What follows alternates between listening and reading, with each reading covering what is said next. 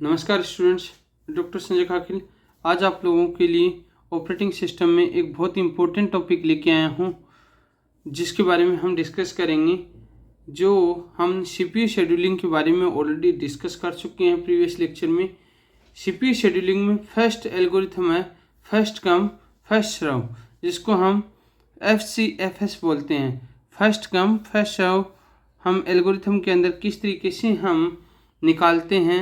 कुछ पॉइंट्स होते हैं तो जब हम पर्टिकुलर किसी भी सीपीयू के अंदर किसी भी तरीके की प्रोसेस जॉब को जब एग्जीक्यूशन के लिए भेजते हैं तो वो रेडी स्टेट से रनिंग स्टेट्स में जब क्यों जाता है तो उसके अंदर 5 स्टेप्स होती हैं, उनको फॉलो करते हुए जाता है। सबसे पहले जब हम बात करेंगे, jobs are executed on the first come first serve basis. जब पर्टिकुलर कोई भी इसके अंदर जॉब एग्जीक्यूशन के लिए जाएगा तो सबसे पहले first come first serve priority पे ये जॉब एग्जीक्यूट होगा। सेकंड है, it is a non primitive and primitive scheduling algorithm. ये फर्स्ट कम फर्स्ट सर्व जो एल्गोरिथम है ये primitive and non primitive algorithm है। Primitive and non primitive algorithm के अंदर क्या होता है कि जब प्रिमिटिव के अंदर कंटिन्यूस फॉर्म में होता है, नॉन प्रिमिटिव में जंपिंग प्रोसेस होता है। थर्ड है, easy to understand and implements. Easy हम इसको समझ सकते हैं और इसको हम इम्प्लीमेंट कर सकते हैं। नेक्स्ट हमारा है, it's the implementation is based on FIFO। इसका जो इम्प्लीमेंटेशन है वो first in first out Q के बिहाव पे होता है, जिसके अंदर हम इसको प्रायोरिटी बेसिस मान के चलते हैं। नेक्स्ट होता है, part in performance as the average waiting time is high. इसके अंदर जो इसका पार्ट होता है वो एवरेज वेटिंग टाइम होता है, जो हमेशा के लिए ज़्यादा होता है।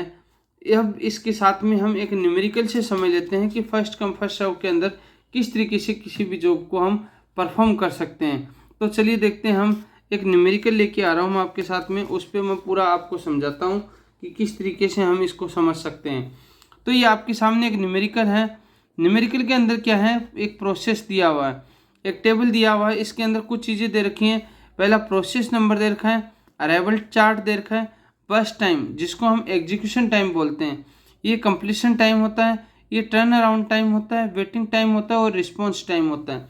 तो सबसे पहले मैं बात करता हूँ, जब हम पर्टिकुलर किसी भी प्रोसेस के अंदर, किसी भी सीपीयू शेड्यूलिंग के अंदर किसी भी प्रोसेस को जब हम रेडी क्यू से रनिंग स्टेट्स के अंदर जब हम लेके आते हैं तो उसके अंदर हमें सबसे पहले ज़रूरत होती है कि किसी भी अराइवल टाइम की, सपोज कोई भी सोर्स टू डेस्टिनेशन जब किसी भी प्रोसेस को एग्जीक्यूशन के लिए जाना है तो वो सोर्स से जब उसकी स्टार्टिंग होती है उस प्रोसेस की एग्जीक्यूशन, वो हमेशा 0 से होती है। कहाँ से होती है? 0 से होती है, जो मैं आपको गैंट चार्ट में बताऊंगा। और जब 0 से स्टार्ट होकर के वो सोर्स से डेस्टिनेशन कितने समय में उस प्रोसेस को एग्जीक्यूट कर पा रहा है, उसको क्या बोला जाता है? एग्जीक्यूशन टाइम यानी बस टाइम बोला जाता है। दूसरा कंप्लीशन टाइम, जब सोर्स से डेस्टिनेशन तक कोई भी प्रोसेस एग्जीक्यूट होने के लिए जा रहा है, उस रास्ते के अंदर जितना टाइम लग रहा है उसको क्या बोलते हैं? कंप्लीशन टाइम बोला जाता है। टर्न अराउंड टाइम क्या होता है? जब हमारे पास में कोई भी कंप्लीशन टाइम निकल के आता है उसमें जो अराइवल टाइम होता है उसको माइनस कर दिया जाता है और फाइनली वो क्या निकल के आता है? टर्न अराउंड टाइम निकल के आता है। एक होता है वेटिंग टाइम। वेटिंग टाइम में क्या होता है कि जब टर्न अराउंड टाइम मेरे पास आ गया उसमें से मैं बस टाइम क्या कर देता हूँ? माइनस कर देता हूँ, तो मेरे सामने क्या आता है? Waiting time. एक होता है response time. Response time same as turn around time होता है, लेकिन अगर कई बार डायरेक्टली हमें रिस्पॉन्स टाइम पूछ लिया जाए क्वेश्चन के अंदर तो रिस्पॉन्स टाइम का भी फॉर्मूला होता है completion time minus arrival times होता है। तो चलिए हम गैंट चार्ट के थ्रू बताते हैं। इसके अंदर फर्स्ट कम फर्स्ट सर्व के अंदर सबसे पहले FCFS में इसका क्राइटेरिया रखा जाता है अराइवल टाइम। अराइवल टाइम इसके क्राइटेरिया क्या होता है? Arrival time. मोड क्या है इसका? नॉन प्रिमिटिव मोड है। अब नॉन प्रिमिटिव मोड के अंदर अराइवल टाइम में हम जब किसी भी प्रोसेस को एग्जीक्यूशन के लिए जब रेडी स्टेट से रनिंग स्टेट्स में लेके जाते हैं तो सबसे पहले हम अराइवल टाइम देखते हैं उस प्रोसेस का। अराइवल टाइम में सबसे कम जिसका अराइवल टाइम है उस प्रोसेस को सबसे पहले एग्जीक्यूशन प्रोसेस के लिए लेके आएंगे। दूसरी चीज़, कई बार क्या होता है कि अगर दो प्रोसेस का अराइवल टाइम सेम है, उस कंडीशन में क्या करेंगे, उस कंडीशन में हम उसका बस टाइम देखते हैं। जिसका बस टाइम कम होगा वो प्रोसेस पहले एग्जीक्यूशन के लिए आएगा। तो चलिए हम देखते हैं गैंट चार्ट किस तरीके से हम बनाते हैं। गैंट चार्ट में जब कोई भी प्रोसेस एग्जीक्यूशन के लिए चलता है तो सबसे पहले 0 से अराइवल टाइम स्टार्ट होता है। तो 0 से अराइवल टाइम स्टार्ट होता है मीन्स अब कोई भी अराइवल टाइम देखेंगे जिसका 0 है, मीन्स वो प्रोसेस सबसे पहले क्या हो रहा है, एग्जीक्यूट हो रहा है। मीन्स अब क्या है, प्रोसेस P1 का अराइवल टाइम कितना है, 0 है। तो इसको मैं सबसे पहले किसको चलाऊंगा, P1 को चलाऊंगा।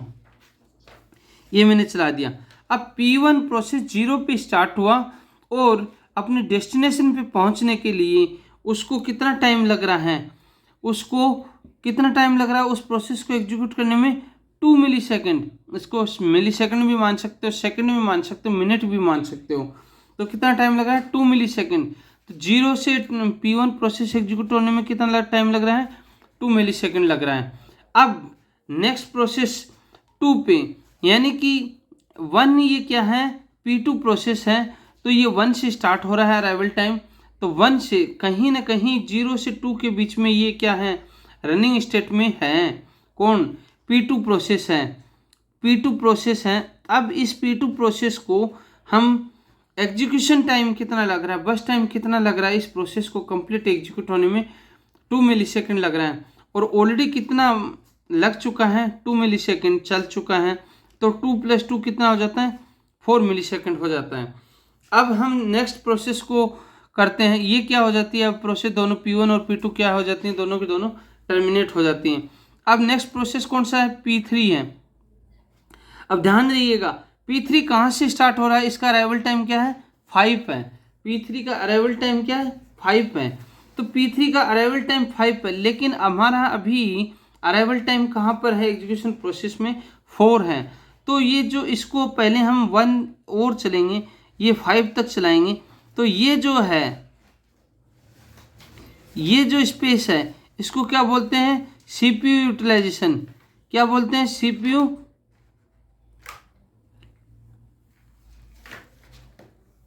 CPU यूटिलाइजेशन टाइम होता है। अब CPU यूटिलाइजेशन टाइम जब मैंने 1 मिली सेकेंड यूज में लिया तो मेरा पहुंच गया 5 पे पहुंच गया। अब जैसे ही हमने प्रोसेस स्टार्ट किया 5 मिली सेकेंड पे हमारा क्या हुआ, अराइवल टाइम पहुंचा। देन प्रोसेस P3 स्टार्ट हो जाता है। ये प्रोसेस P3 हो गया हमारा स्टार्ट। अब प्रोसेस P3 अराइवल टाइम कितना था इसका, 5 मिली सेकेंड था। इसको कंप्लीट एग्जीक्यूशन टाइम कितना लग रहा है, 3 मिली सेकेंड। तो 5 + 3 कितना हो गया, 8 मिली सेकेंड पे ये P3 प्रोसेस कंप्लीट करता है। देन इसको क्या कर देते हैं, टर्मिनेट कर देते हैं। अब नेक्स्ट प्रोसेस हमारा 6 मिली सेकेंड पे कौन है, इसका अराइवल टाइम हो रहा है। तो 6 मिली सेकेंड 5 और 8 के बीच में कहीं ना कहीं है रेडी स्टेट्स। तो अब P4 प्रोसेस स्टार्ट हो रहा है, जिसको कंप्लीट होने में कितना टाइम लग रहा है, 4 मिली सेकेंड लग रहा है। तो इस प्रोसेस को कंप्लीट होने में कितना लगेगा, 8 + 4 12 मिली सेकेंड पे ये प्रोसेस P4 भी कंप्लीट हो जाता है और ये फाइनली क्या हो जाता है, टर्मिनेट हो जाता है। ये आपका था गैंट चार्ट बनाने का तरीका। अब हम बात करते हैं कंप्लीशन टाइम की। Completion time, P1 process 0 arrival time से स्टार्ट हुआ। इस प्रोसेस को कंप्लीट होने में कितना टाइम लगा, 2 मिली सेकेंड। यहाँ से देखते हैं हम। अब P2 प्रोसेस के लिए, P2 प्रोसेस कहाँ से स्टार्ट हुआ, 0 से स्टार्ट हुआ और कितना टाइम लग रहा है, 4 मिली सेकेंड। तो यहाँ पर कितना है कंप्लीशन टाइम, 4 मिली सेकेंड। अब नेक्स्ट हम बात करते हैं किसकी, P3 की। P3 को कंप्लीशन टाइम कितना लग रहा है, 8 मिली सेकेंड। तो ये यूज में ले लिया मैंने, 8 मिली सेकेंड। अब नेक्स्ट भी बात करता हूँ P4 प्रोसेस की। P4 प्रोसेस को कंप्लीट होने में कितना टाइम लग रहा है, 12 मिली सेकेंड। तो ये कितना टाइम ने यूज में ले रहा है, 12 मिली सेकेंड। तो अगर आपसे कोई भी पूछ ले कि P1 का प्रोसेस कंप्लीशन टाइम कितना है, तो आपको सीधा सीधा बताना है 2 मिली सेकेंड। अगर P2 प्रोसेस के बारे में पूछे तो बताना है 4 मिली सेकेंड, P3 के बारे में 8 मिली सेकेंड और P4 के बारे में 12 मिली सेकेंड इसका यूटिलाइजेशन टाइम होता है। टर्न अराउंड टाइम मैंने बताया था आपको। टर्न अराउंड टाइम क्या होता है, जब ये पर्टिकुलर कंप्लीशन टाइम होता है, इसमें से जो अराइवल टाइम चला जाता है, बाकी बचता है, वो क्या होता है, टर्न अराउंड टाइम होता है, जिसका ये फॉर्मूला मैंने दिया है, turn around time equal to completion time minus arrival time. Completion time minus arrival time जब हम करते हैं तो क्या निकल के आता है, मेरा टर्न अराउंड टाइम आता है।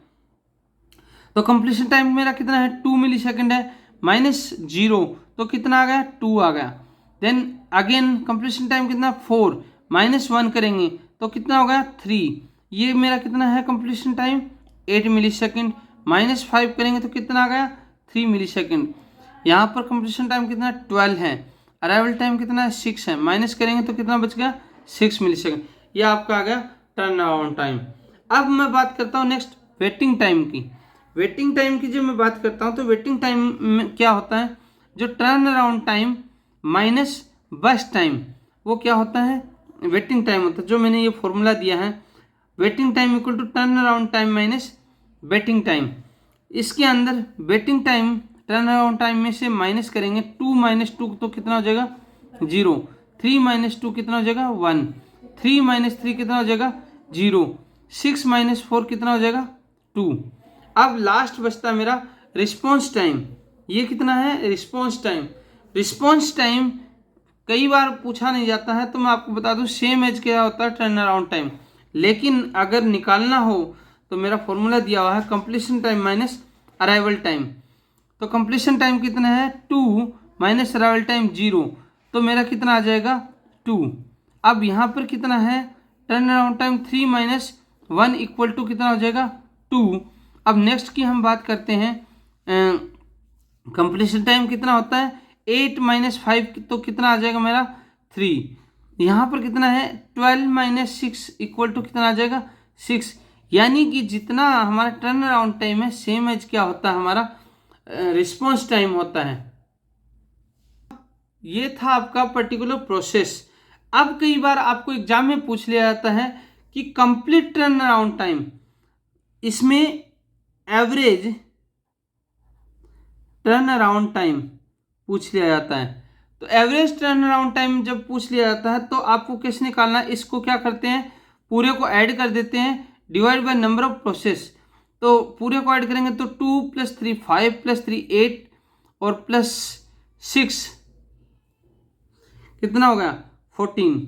14/4 तो कितना आ जाएगा, 3.6 कितना आ गया, एवरेज टर्न अराउंड टाइम आ गया हमारा 3.6। ऐसे ही कई बार पूछ लिया जाता है average waiting time. Average waiting time जब पूछ लिया जाता है तो आपको क्या करना होता है, जो हमारा वेटिंग टाइम है उसको कंप्लीट ऐड करेंगे, तो 1 + 2 कितना होगा, 3। प्रोसेस कितनी हमारी, नंबर ऑफ प्रोसेस 4, तो 3/4 तो ये कितना आ जाएगा, 0 पॉइंट कितना आ जाएगा, 2। अब कई बार आपसे पूछ लिया जाता है एवरेज रिस्पॉन्स टाइम। क्या पूछ लिया जाता है, एवरेज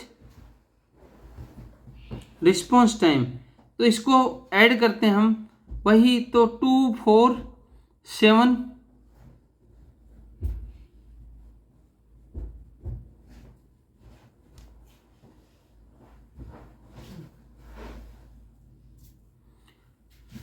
6 + 8 + 6 14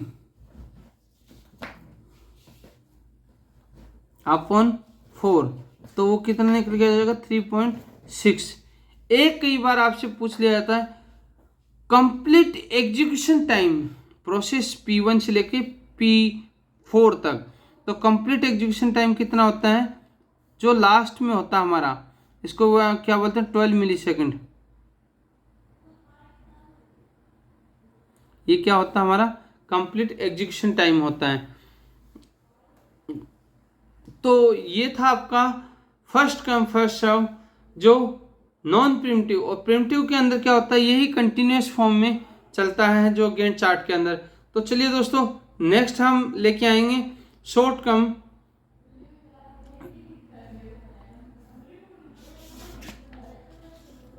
शॉर्टेस्ट जॉब फर्स्ट के बारे में नेक्स्ट टाइम हम डिस्कस करेंगे। तब तक आप लोग मेरे साथ बने रहिए, सेफ रहिए, सुरक्षित रहिए। और मेरे लेक्चर पसंद आया तो लाइक कीजिए, कमेंट कीजिए और शेयर करना नहीं भूलिएगा। नमस्कार।